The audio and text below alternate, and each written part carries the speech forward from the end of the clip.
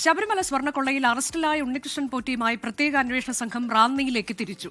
ഇന്ന് ഉച്ചയോടെ ഉണ്ണികൃഷ്ണൻ പോറ്റിയെ കോടതിയിൽ ഹാജരാക്കും. സ്വർണ്ണ കവർച്ചയെക്കുറിച്ച് ദേവസ്വം ഉദ്യോഗസ്ഥർക്ക് അറിയാമായിരുന്നുവെന്നാണ് ഉണ്ണികൃഷ്ണൻ പോറ്റിയുടെ മൊഴി.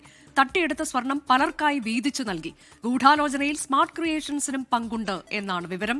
ഷഫീദ് റാവുത്തർ വിശദാംശങ്ങളുമായി. ഷഫീദ്, 10 മണിക്കൂറോളം നീണ്ട ചോദ്യം ചെയ്യൽ, അതിനുശേഷം സ്വർണ്ണ കവർച്ചയിൽ ആദ്യ അറസ്റ്റ്. പ്രധാനപ്പെട്ട വിവരങ്ങൾ ലഭിച്ചിട്ടുണ്ട് അന്വേഷണ സംഘത്തിന് ഇതിനോടകം എന്ന് തന്നെയാണ് നമ്മൾ മനസ്സിലാക്കുന്നത്. ഇനിയിപ്പോൾ കോടതിയിൽ ഹാജരാക്കാൻ പോവുകയാണ്. എത്രത്തോളം നിർണായകമായൊരു നടപടിയിലേക്കാണ് SIT കടന്നത്?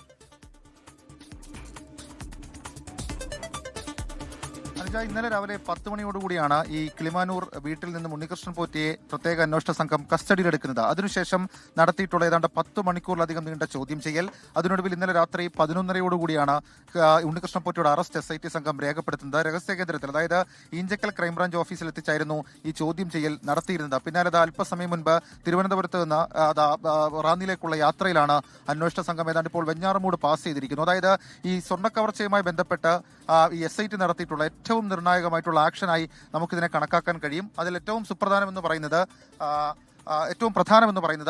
ഉണ്ണികൃഷ്ണൻ പോറ്റി ഈ അന്വേഷണ സംഘത്തിന് ചോദ്യം ചെയ്യൽ വേളയിൽ പറഞ്ഞിട്ടുള്ള കാര്യങ്ങളാണ്. അതിൽ ഏറ്റവും പ്രധാനം ഈ സംഭവത്തിന് പിന്നിൽ ഗൂഢാലോചന, അതല്ലെങ്കിൽ വലിയ ഗൂഢാലോചന നടന്നു എന്നുള്ള അന്വേഷണ സംഘത്തിന്റെ കണ്ടെത്തലാണ്. അതിൽ ഉണ്ണികൃഷ്ണൻ പോറ്റി അത് സമ്മതിക്കുകയും ചെയ്തിട്ടുണ്ട് എന്നുള്ളതാണ് ഏറ്റവും നിർണായകമായിട്ടുള്ള കാര്യം. അതായത് ഈ സ്വർണ്ണക്കവർച്ച ആസൂത്രണം നടത്തിയതാണ്. സ്വർണ്ണക്കവർച്ചയെക്കുറിച്ച് ദേവസ്വം ഉദ്യോഗസ്ഥർക്ക് അറിയാമായിരുന്നു, സ്വർണ്ണ കടത്തിയതിനെക്കുറിച്ചും ഉദ്യോഗസ്ഥർക്ക് അറിയാമായിരുന്നു എന്നുള്ള നിർണായക മൊഴി ഉണ്ണികൃഷ്ണൻ പോറ്റി SIT സംഘത്തിന് നൽകിയിട്ടുണ്ട്. ഇനി രണ്ടാമത്തെ കാര്യം, ഈ സ്വർണം എന്ത് ചെയ്തു, ശബരിമലയിലെ സ്വർണ്ണപ്പാളികൾ അല്ലെങ്കിൽ ശബരിമലയിലെ ദ്വാരപാലക ശില്പത്തിലെ സ്വർണ്ണപ്പാളിയും അതേപോലെ ശ്രീകോവിലിന്റെ കട്ടിളപ്പടിയിലെ പാളിയും സ്വർണ്ണപ്പാളി അടക്കമുള്ള കാര്യങ്ങൾ എന്ത് ചെയ്തു എന്നുള്ള കാര്യത്തിലും ഇപ്പോൾ ഏതാണ്ട് ധാരണ, ഏതാണ്ട് മറുപടി ഉണ്ണികൃഷ്ണൻ പോറ്റി പറഞ്ഞതായിട്ടാണ് സൂചന. അതായത് അദ്ദേഹം പറഞ്ഞത് ഈ സ്വർണം ഷെയർ ചെയ്തു എന്നുള്ളതാണ്. അതായത് തട്ടിയെടുത്ത സ്വർണം പലർക്കായി വീതിച്ചു നൽകി, ഉദ്യോഗസ്ഥർക്ക് നൽകി എന്നുള്ള കാര്യം കൂടി ഉണ്ണികൃഷ്ണൻ പോറ്റി മൊഴി നൽകിയതായി സൂചനകൾ ഇപ്പോൾ പുറത്തു വരുന്നുണ്ട്. ഇനി മൂന്നാമത്തെ പ്രധാനപ്പെട്ട വിവരം, ഈ സ്മാർട്ട് ക്രിയേഷൻസിൽ നടന്ന ഗൂഢാലോചനയെ സംബന്ധിച്ചിട്ടാണ്.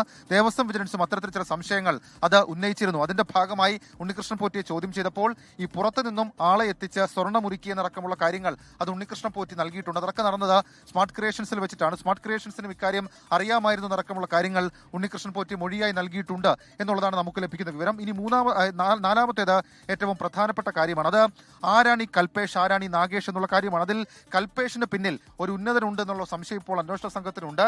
കൽപേഷിനെ എത്തിച്ചത് ഉണ്ണികൃഷ്ണൻ പോറ്റി മാത്രമല്ല, ഉണ്ണികൃഷ്ണൻ പോറ്റി മാത്രം വിചാരിച്ചാൽ അങ്ങനെ ഒരു നീക്കം നടക്കില്ല എന്നൊക്കെയുള്ള സൂചനകളാണ് ഇപ്പോൾ SIT സംഘത്തിനുള്ളത്. ഇതിൽ ഏറ്റവും പ്രധാനപ്പെട്ട കാര്യം, ഈ കൽപേഷ് എന്നൊരാൾ, അയാളെ കുറിച്ചിട്ടുള്ള വേറെ ബോർഡ്സ് ഇതുവരെയും SIT സംഘത്തിന് ശേഖരിക്കാനായിട്ടുള്ള. അതേസമയം ഈ ഹൈദരാബാദിൽ, അതായത് സന്നിധാനത്ത് നിന്ന് ഉണ്ണികൃഷ്ണൻ പോറ്റിക്ക് വേണ്ടി അനന്തസുബ്രഹ്മണ്യം എന്ന് പറയപ്പെടുന്ന സുഹൃത്ത് ബാംഗ്ലൂരിലേക്കും അവിടെ നിന്ന് ഹൈദരാബാദിൽ 39 ദിവസം ഈ സ്വർണം സൂക്ഷിച്ചതും നാഗേഷാണെന്ന് SIT സംഘവും ഉറപ്പിക്കുന്നുണ്ട്. അതിന്റെ പശ്ചാത്തലത്തിലാണ് ഈ നാഗേഷിനെ കേന്ദ്രീകരിച്ചുള്ള അന്വേഷണം ഇപ്പോൾ ആരംഭിക്കുന്നത്. ഏതായാലും ഉണ്ണികൃഷ്ണൻ പോറ്റിയിൽ നിന്ന് അന്വേഷണ സംഘത്തിന് ലഭിച്ചതായി നമുക്ക് ലഭിക്കുന്ന വിവരങ്ങൾ ഇതൊക്കെയാണ്. വളരെ നിർണായകമായ മറ്റു ചില വിവരങ്ങളും ഉണ്ണികൃഷ്ണൻ പോറ്റി മൊഴിയായി നൽകിയിട്ടുണ്ട് എന്നുള്ളതും ഏറ്റവും പ്രധാനപ്പെട്ട വിവരം. ഏതായാലും ഇതടക്കമുള്ള കാര്യങ്ങൾ റിമാൻഡ് റിപ്പോർട്ടിലുണ്ടാകും അല്പസമയത്തിനുള്ളിൽ. ഏതാണ്ട് ഇപ്പോൾ യാത്ര ആരംഭിച്ചു, വെഞ്ഞാറമൂട് ഏതാണ്ട് പാസ് ചെയ്തിരിക്കുന്നു.